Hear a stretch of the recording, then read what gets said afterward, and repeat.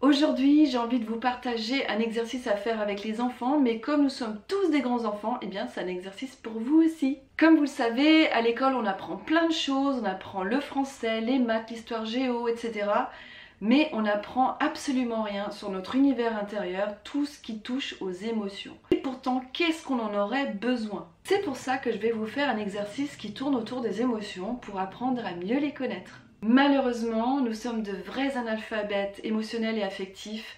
À l'école, on n'apprend pas à traverser un deuil, on n'apprend pas non plus à maîtriser nos peurs et on apprend encore moins à exprimer sainement nos colères. On apprend à développer une intelligence intellectuelle, mais on n'apprend pas à développer notre intelligence émotionnelle. Alors comme on n'apprend pas ça à l'école, comment on fait quand on n'a pas été dans une famille ou dans un entourage qui est à l'aise avec les émotions et qui a pu transmettre les clés pour mieux les accueillir et mieux les traverser? Eh bien on fait ce qu'on peut. Et on trouve plein de stratégies différentes pour y faire face tant bien que mal. On peut être dans du déni. Une autre stratégie, c'est de fuir de 1000 manières différentes. Ça peut être par des anesthésions émotionnelles, chimiques ou naturelles. Ça peut être par de l'hyperactivité, ça peut être par des compensations alimentaires, etc. Qu'est-ce qui se passe? Eh bien, on se coupe de ses émotions. Et quand on se coupe des émotions désagréables, malheureusement, on se coupe aussi des émotions agréables telles que la joie. Les amis, c'est vraiment, mais vraiment important d'apprendre à accueillir vos émotions, à les écouter. Pourquoi? Parce qu'une émotion qu'on rejette, une émotion qu'on refoule, eh bien c'est une émotion qui va venir par la porte de derrière, qui va s'amplifier, il va venir prendre pouvoir sur vous, sur votre vie, et va venir polluer vos relations. Plus vous êtes conscient de tous ces flux émotionnels qui vous traversent, tous ces yoyotages plus ou moins désagréables, eh bien plus vous gagnez en autonomie, en liberté, et moins vous les subissez. Une émotion est un élan qui vient de l'intérieur et qui vient s'exprimer à l'extérieur. Cette émotion-là, ce n'est pas quelque chose d'abstrait. Une émotion s'inscrit dans le corps et s'exprime par des sensations. Chaque émotion aura des sensations particulières. On peut entrer en contact avec ces émotions en écoutant son corps. Donc, on ne peut pas dissocier une émotion du corps. Donc lorsqu'on apprend à mieux connaître ses émotions, on apprend aussi à mieux connaître son corps et ses sensations. Pourquoi nos émotions désagréables sont utiles? Sachez qu'il y a 3 grandes familles d'émotions désagréables et inconfortables. Il y a la famille de la tristesse, il y a la famille de la colère et la famille de la peur. Chaque émotion désagréable a une fonction bien spécifique et nous aide à avancer dans notre vie. Par exemple, la peur nous prévient d'un danger. L'humanité n'aurait pas fait long feu si on n'avait pas eu la peur pour pouvoir réagir ou fuir. La colère, elle, est une énergie d'affirmation de soi. C'est l'énergie du non. L'énergie de j'écoute mes besoins physiques ou psychiques. La colère nous permet de déceler quand il y a une injustice ou lorsque nous sommes frustrés et de passer à l'action. Il faut vraiment faire attention à ne pas mélanger la colère et la violence. La tristesse, elle, a la fonction de nous faire traverser un deuil, d'exprimer une perte, d'exprimer un manque, d'exprimer une séparation ou d'exprimer un vide intérieur. Pleurer permet de se soulager, de lâcher prise. Ces 3 émotions de base, qu'on appelle généralement négatives, ne sont pas du tout négatives, elles sont nécessaires. Elles deviennent négatives lorsqu'elles sont en excès. Si vous voulez explorer ce sujet, je vous invite à découvrir les livres d'Isabelle Fiuza. Ici c'est l'intelligence du cœur. C'est passionnant et on y apprend plein de choses. L'exercice que je vous propose est vraiment le b.a.-ba de l'éducation émotionnelle. Mais si vous voulez un exercice pour vraiment apprendre à accueillir les émotions, je vous invite à regarder ma vidéo sur mieux traverser une séparation avec l'art-thérapie. C'est une vidéo un petit peu trousse de secours pour faire face aux émotions difficiles. Avant de vous montrer cet exercice, j'ai 3 petites choses très importantes à vous dire, à vous les adultes qui regardez cette vidéo.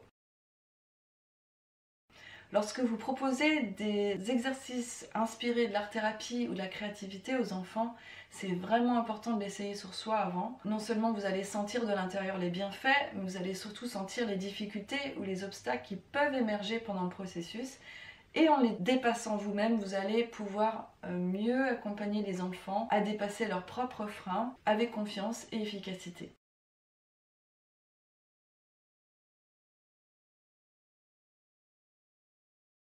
On touche quand même un thème assez sensible, la sphère des émotions, et c'est juste pour vous rassurer que cet exercice a un but simplement pédagogique, c'est pour permettre aux enfants de mieux identifier leurs émotions si vous suivez bien le processus jusqu'au bout. Qu'est-ce qu'il vous faut pour cet exercice qui s'appelle la roue des émotions? Il vous faut une feuille assez grande.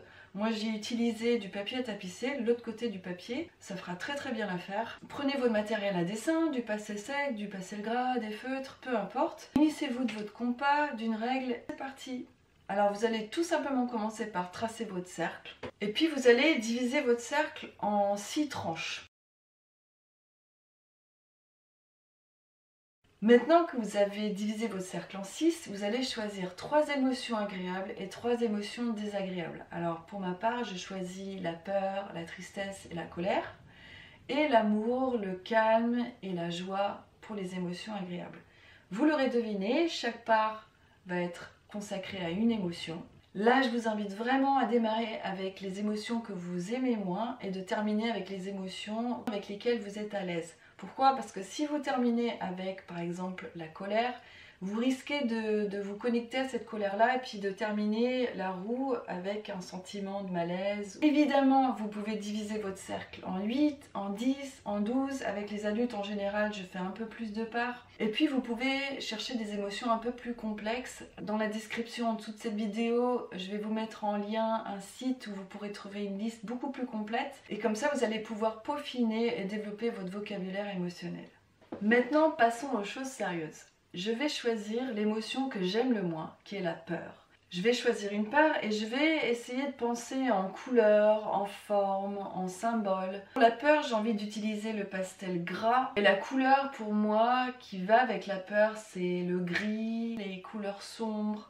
Quand je me connecte à cette émotion-là, la première image qui me vient, c'est la prison, la sensation d'être enfermé. J'ai envie de représenter une cage avec quelqu'un qui est dans cette cage.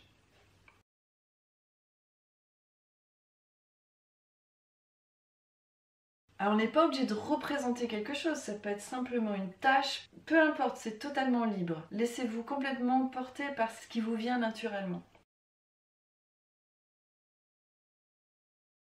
Comme je dis dans chaque vidéo, on n'est pas là pour faire quelque chose de beau, hein. Vous vous souvenez, hein, il n'y a pas de bonne manière de faire.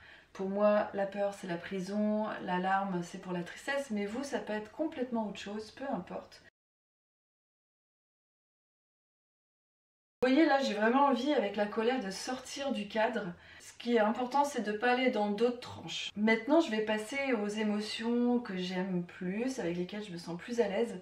Et pour ces émotions-là, eh bien, je me sens plus attirée par les pastels secs ou les crayons de couleur aquarellables. J'ai envie de commencer par l'amour.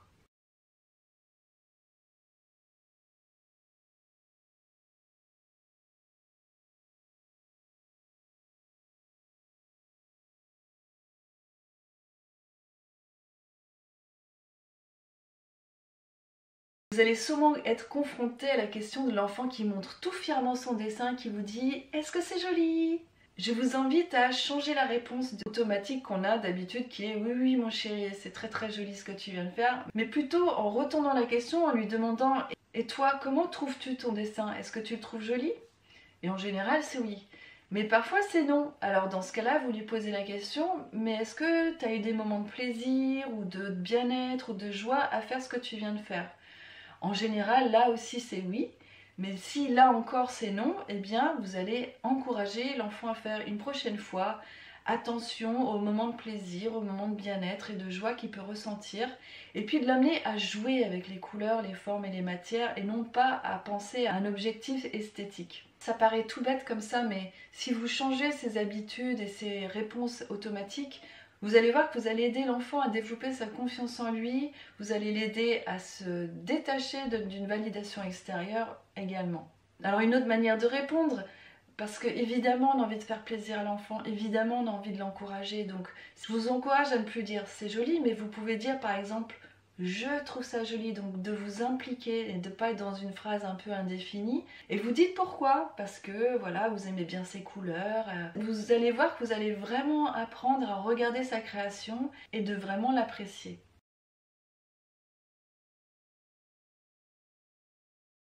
Alors vous allez me dire, mais pourquoi on s'embête à mettre des émotions désagréables, des émotions qu'on n'aime pas?